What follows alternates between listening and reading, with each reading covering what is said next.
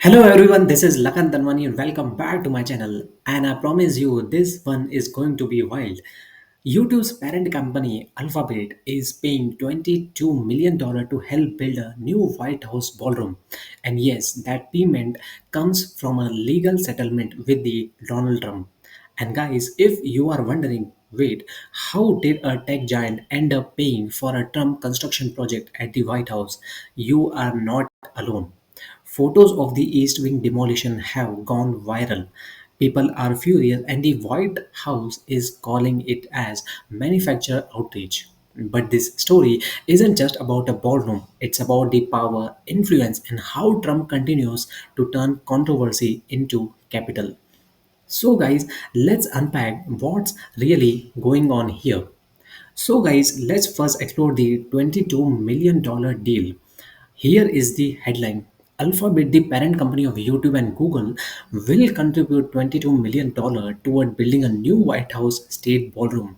That money comes directly from a settlement with Trump after his long legal battle over being banned from YouTube following the January 6 Capitol riots.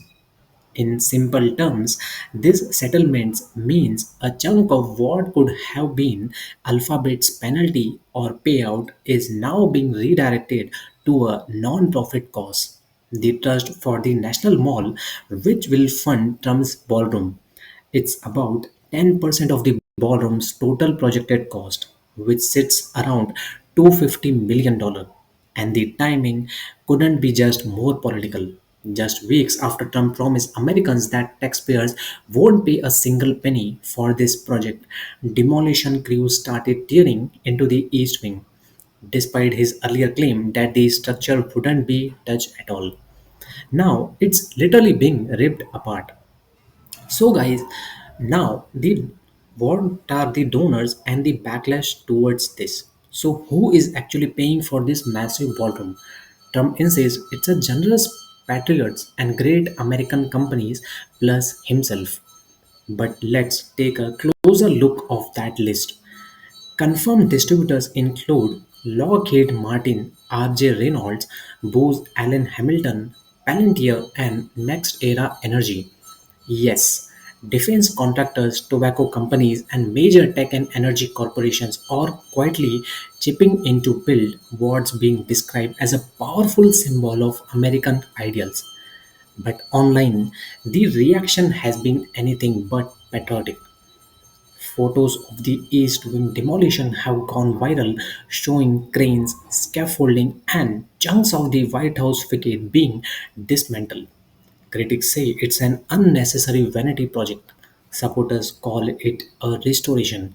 Even more curious, the Treasury Department has banned its staff from sharing photos of the construction, calling it a potential security risk.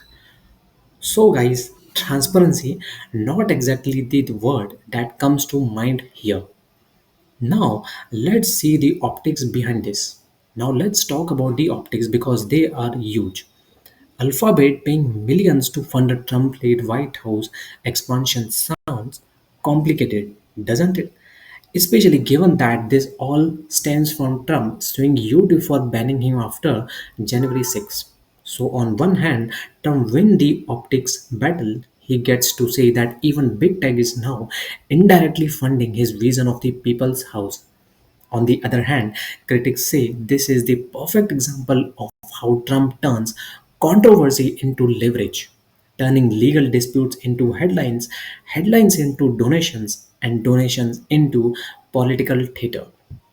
And now we literally have a 90,000 square foot ballroom being built next to one of the most iconic buildings in the world, largely funded by corporations and settlements connected to Trump himself. So, guys, here is my final take on this. Personally, I believe this isn't just a story about the architecture, it's about the branding. Trump's brand has always been built on grandeur, showmanship, and symbolism. From gold plated hotels to now a White House ballroom, he is not just building spaces, he is building narratives. And this one says, I'm still in control, I'm still the deal maker. But at what cost? Public trust is eroding, transparency is murky, and when billion-dollar corporations start paying for additions to the White House through legal settlements, it blurs the line between public service and private influence.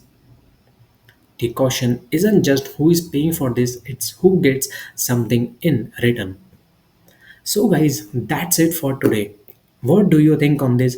Is this ballroom project a symbol of patriotism or private generosity, or another example of Trump's ability to turn every controversy into a self serving win?